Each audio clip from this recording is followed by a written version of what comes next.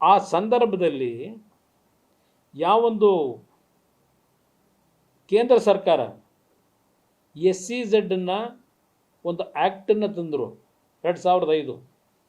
ಎಲ್ಲ ರಾಜ್ಯದ ಮುಖ್ಯಮಂತ್ರಿಗಳಿಗೆ, ಮುಖ್ಯ ಕಾರ್ಯದರ್ಶಿಗಳಿಗೆ ಪತ್ರ ಬರೀತಾರೆ ಕೇಂದ್ರ ಸರ್ಕಾರ. ಅವತ್ತು ಮನಮೋಹನ್ ಸಿಂಗ್ ಪ್ರೈಮ್ ಮಿನಿಸ್ಟ್ರು ಪತ್ರ ಬರೆದು SEZ ಜಾರಿಗೆ ತರಲಿಕ್ಕೆ ಇನ್ನು 2 ತಿಂಗಳಲ್ಲಿ ನಿಮ್ಮ ಪ್ರಸ್ತಾವನೆಗಳನ್ನು ಕೊಡಬೇಕು ಅಂತ ಹೇಳಿ ಇಡೀ ದೇಶದ ಎಲ್ಲ ರಾಜ್ಯದ ಮುಖ್ಯಮಂತ್ರಿಗಳಿಗೆ ಪತ್ರ ಬರೆದರು, ಮುಖ್ಯಮಂತ್ರಿಗಳ ಮುಖ್ಯ ಕಾರ್ಯದರ್ಶಿಗಳಿಗೆ.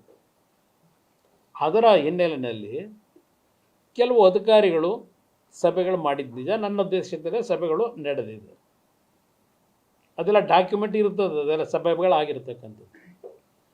ಆ ಸಂದರ್ಭದಲ್ಲಿ 5 ಟೌನ್ಶಿಪ್ಪನ್ನು ಮಾಡ್ತಕ್ಕಂಥದ್ದು ಒಂದು ಚರ್ಚೆಗಳಿಗೆ ಬಂತು, ಚರ್ಚೆ ಹಂತದಲ್ಲಿ ಇತ್ತು.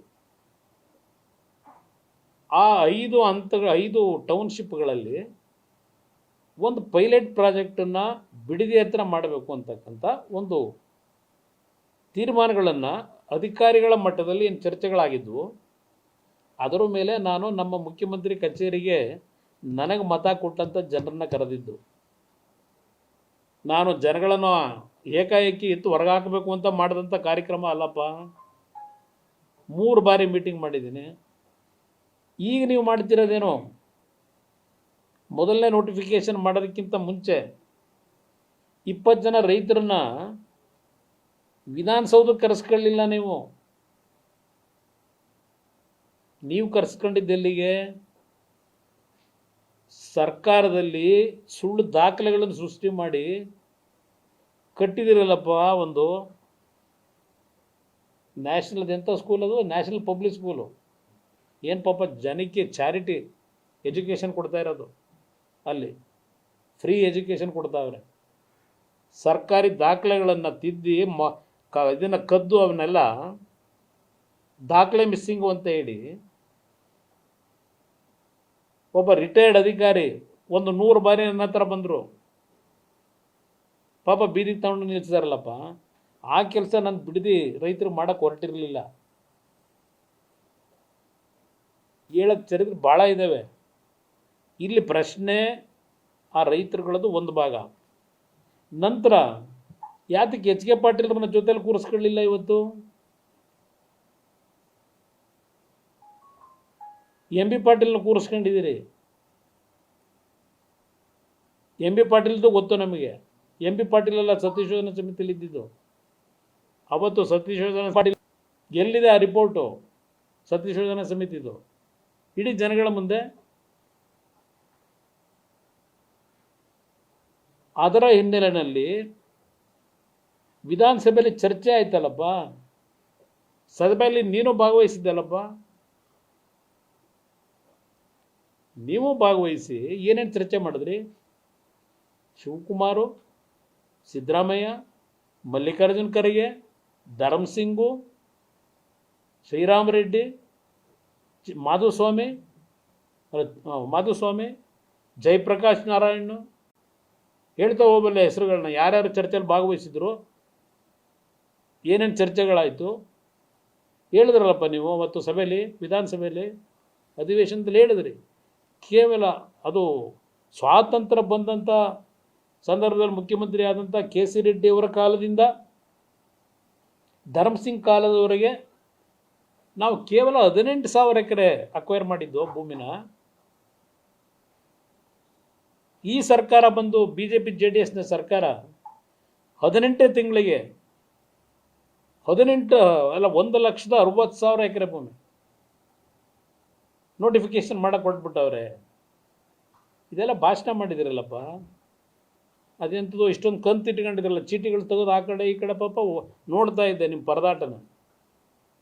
ನಿಮ್ಮ ಮುಖದಲ್ಲಿ ಆ ಪಾಪ ಪ್ರಜ್ಞೆ ಅನ್ನೋದು ತುಳುಕ್ತಾ ಇತ್ತು ಆ ಟಿ ವಿಲಿ ನೋಡಿದ್ರೆ.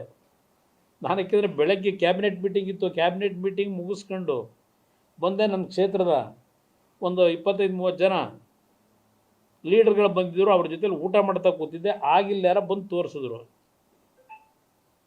ಅದರಿಂದ ನಿಮ್ಮನ್ನೀಗ ಅಬ್ರಪ್ಟಾಗಿ ಕರೆದೆ ಈಗ ಅಷ್ಟೇ, ಚರ್ಚೆ ಮಾಡೋಣ. ಅದು ಬರೀ ಒಂದು ಸೈಡ್ ಹೋಗಬಾರ್ದು ಸುದ್ದಿ ಅಂತ. ಇಲ್ಲಿ ಚರ್ಚೆ ಮಾಡಿದ ದಿವಸನೇ ಈಗ ಅದನ್ನು ಡೇಟ್ಗಳು ಹೇಳೋರಲ್ಲ. ಸನ್ಮಾನ್ಯ ಆನರಬಲ್ ಚೀಫ್ ಮಿನಿಸ್ಟ್ರು ಅವರ ಅಧ್ಯಕ್ಷತೆಯಲ್ಲಿ ಯಾವ್ಯಾವ ಡೇಟು ಅಂತ ಹೇಳಿದಿರಲ್ಲ, ಹಲವಾರು HLCC ಮೀಟಿಂಗ್ಗಳು ನಾನು ಮುಖ್ಯಮಂತ್ರಿ ಇದ್ದಾಗ ಮಾಡಿದ್ದೇವೆ. ನನಗದರ ಅನುಭವವೂ ಇದೆ. ಎಷ್ಟು HLCC ಮೀಟಿಂಗ್ಗಳಲ್ಲಿ ಕೆಲವರು ಅರ್ಜಿ ಕೊಟ್ಟು ಒಂದು ಯೋಜನೆ ಮಾಡ್ತೀವಿ ಅಂತ ಬಂದಂಥವರು ಎಷ್ಟು ಪರ್ಸೆಂಟೇಜ್ ಜನ ಅದನ್ನು ಮಾಡಿದ್ದಾರೆ ಅಂತಕ್ಕಂಥದ್ದು ತೆಗೆದ್ರೆ ನಿಮಗೆ ಅಲ್ಲೇ ಪರ್ಸೆಂಟೇಜ್ ಸಿಗ್ತದೆ. HLCCನಲ್ಲಿ ಹಲವಾರು ಸಬ್ಜೆಕ್ಟ್ ತರ್ತಾರೆ. ಅದು ರಾಜ್ಯದ ಮುಖ್ಯಮಂತ್ರಿ ಹೇಳಿ ತರಿಸಲ್ಲ, ಸಬ್ಜೆಕ್ಟ್ನ ಇಂತಿಂಥ ಸಬ್ಜೆಕ್ಟ್ ತನ್ನಿ ಅಂತ. ಇವರೇನಾದರೂ ಮಾಡ್ಕೊಂಡಿರ್ಬೋದು ಗೊತ್ತಿಲ್ಲ ನನಗೆ. ನಮ್ಮ ಕಾಲದಲ್ಲಿ ಆ ಒಂದು ಗೈಡ್ಲೈನ್ಗಳೇನು ಇಟ್ಕೊಂಡಿದ್ರು, ನಮ್ಮ ಅಧಿಕಾರಿಗಳಿಂದ ಅದು ಫೈಲ್ ಮೂವ್ಮೆಂಟ್ ಆಗಿ ಅಂತಿಮವಾಗಿ HLCC ತರ್ತಕ್ಕಂಥ ಒಂದು ಪ್ರಕ್ರಿಯೆ ಅದು ಸರ್ಕಾರದಲ್ಲಿ. ಅದಕ್ಕೆ ಚೇರ್ಮನ್ ನಾನು ಇರ್ತೀನಿ. ಅದಕ್ಕೆ ಇಂಡಸ್ಟ್ರಿ ಮಿನಿಸ್ಟರ್ ಇರ್ತಾರೆ, ಹಲವಾರು ಇಲಾಖೆಗಳ ಪ್ರಧಾನ ಕಾರ್ಯದರ್ಶಿಗಳಿರ್ತಾರೆ, ಎಲ್ಲ ಇರ್ತಾರೆ. ಅಲ್ಲಿ ಕೆಲವು ಪ್ರಾಜೆಕ್ಟ್ಗಳ ಬಗ್ಗೆ ಪ್ರಪೋಸಲ್ ಏನು ಬಂದಿರುತ್ತೆ, ಚರ್ಚೆಗಳಾಗಿರ್ತವೆ. ಚರ್ಚೆ ಆಗಿದ್ದವೆಲ್ಲ ಇಂಪ್ಲಿಮೆಂಟ್ ಆಗಲ್ಲ. ಇದು ಗೊತ್ತಿಲ್ವ ಅವರಿಗೆ? ನನಗಿಂತ ಮುಂಚೆನೇ ಮಂತ್ರಿ ಆಗಿದ್ದಾರಲ್ಲ, ಪಾಪ ಅವ್ರು ಹೇಳಿದ್ದಾರಲ್ಲ, ಅದೆಂಥದ್ದು ಪಾಪ ಒಟ್ಟು ನೋವಂತೆ, ಕಿವುಚ್ತಾರಂತೆ. ಹಂಗೆ ಅನ್ನಿಸ್ತದೆ. ನಾನು ನೋಡಿದರೆ 3 ದಿವಸ ನನ್ನ ಪ್ರವಾಸ ಮಾಡಿ ಬಂದೆ ಪಶ್ಚಿಮ ಬಂಗಾಳದಲ್ಲಿ. ನಮ್ಮ ಸ್ಟೀಲ್ ಅಥಾರಿಟಿಯಲ್ಲಿ ಇರ್ತಕ್ಕಂಥ ಕಾರ್ಖಾನೆಗಳು ವಿಸಿಟ್ ಕೊಟ್ಟು ಏನೇನು ಮಾಡಬೇಕು ಅಂತೇಳಿ ಡೈರೆಕ್ಷನ್ ಕೊಟ್ಟು ಬಂದೆ. ನನಗೆ 24 ಗಂಟೆ ಉಸಿರಾಡೋಕ್ಕಾಗದೇ ಇರೋ ಕೆಲಸಗಳವೇ ಇಲ್ಲಿ. ಅಲ್ಲಿ ರಾಜ್ಯದಲ್ಲಿ ಯಾರು ಮುಖ್ಯಮಂತ್ರಿ, ಯಾರನ್ನ ನೋಡಿ ಹೊಟ್ಟೆವರಿ ಪಡಬೇಕು, ಟೈಮ್ ಇರಬೇಕಲ್ಲ ನನಗೆ. ಅದರಿಂದ ಈ ಲಘುವಾದ ಮಾತುಗಳನ್ನು ನಿಲ್ಲಿಸಿ, ಇಲ್ಲಿ ಯಾವಾಗ ಚರ್ಚೆ ನಡೀತು ವಿಧಾನಸಭೆ ಕಲಾಪದಲ್ಲಿ, ಚರ್ಚೆ ಆಗಿದ್ದು 29-30 2 ದಿನ, ಆಗಸ್ಟ್ ತಿಂಗಳು 2007.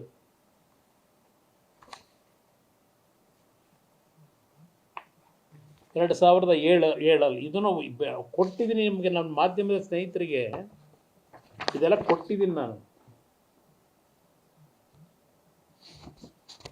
ಇಲ್ಲೇ ಹೇಳ್ಬಿಡ್ತೀನಿ ನಿಮಗೆ.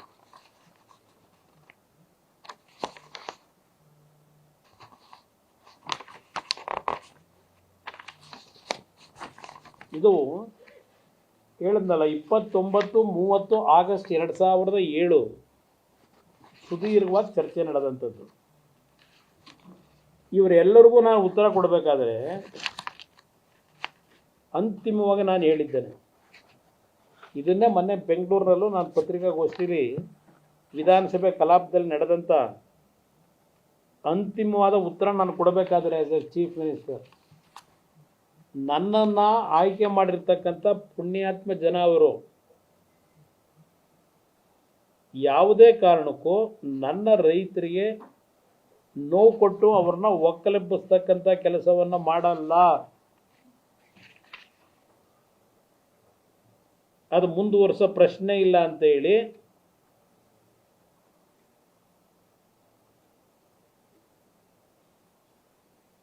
ಇಲ್ಲಿ ಹೇಳ್ತೀನಿ. ಇಲ್ಲಿ ಇವತ್ತೇನು ಹೇಳಿದಾರಲ್ಲ, HLCC ಮೀಟಿಂಗು ಹೇಳ್ತಾರೆ ನೋಡಿ, ಈ ಮಟ್ಟಕ್ಕೆ ರೈತರನ್ನು ಒಕ್ಕಲೆಬ್ಬಿಸಲಿಕ್ಕೆ ನೀವು ಹೊರಟಿದ್ದೀರಿ ಎಂದೇನೋ ಎಲ್ಲ ಸದಸ್ಯರುಗಳು ಹೇಳಿದ್ದಾರೆ. ನಾನು ಇಲ್ಲಿ ಒಂದು ವಿಷಯವನ್ನು ಹೇಳುವುದಕ್ಕೆ ಬಯಸುತ್ತೇನೆ. HLCCನಲ್ಲಿ ನಮ್ಮ ಸರ್ಕಾರ ಬಂದ ಮೇಲೆ ಏನು ತೀರ್ಮಾನವಾಗಿದೆ ಎಂದು ಹೇಳುವುದಕ್ಕೆ ಬಯಸುತ್ತೇನೆ. ಡಾಲರ್ಸ್ ಹೋಟೆಲ್ ಲಿಮಿಟೆಡ್ 17ನೇ ತಾರೀಕಿನ HLCC ಮೀಟಿಂಗ್ನಲ್ಲಿ ಬಂದಿದೆ.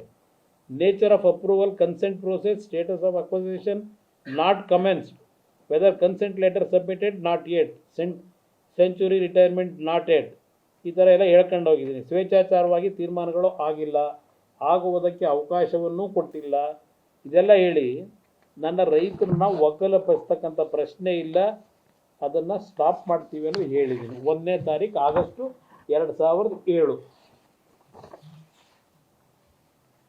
ಡೇಟು ನನ್ನ ತಲೆಯಲ್ಲಿದೆ. ಆಮೇಲೆ ಈ DLF ಇವತ್ತು ಚರ್ಚೆ ಮಾಡಿದ್ದಾರೆ. ಪಾಪ DLF ಅವನು ಯಾವನ್ನ ಮುಖ ನೋಡಿಲ್ಲ ನಾನು. DLF ನಿಮ್ಮದು ಸಂಬಂಧ ಬಿಚ್ಚಣಂತೆ, ತಾವರೆಕೆರೆ ಹೋಬಳಿ ಅವನು ಯಾರೋ ಪಾಪ ಬ್ರಿಟಿಷರ ಕಾಲದಲ್ಲಿ ಬಂದಿದ್ದ ಫಾರಿನ್ನಿಂದ. ಫಾರಿನ್ನಿಂದ ಇದು ನ್ಯೂಸ್ ಫಸ್ಟ್ ನಿರ್ಭೀತಿಯಿಂದ ನಿಮ್ಮ ಪರವಾಗಿ.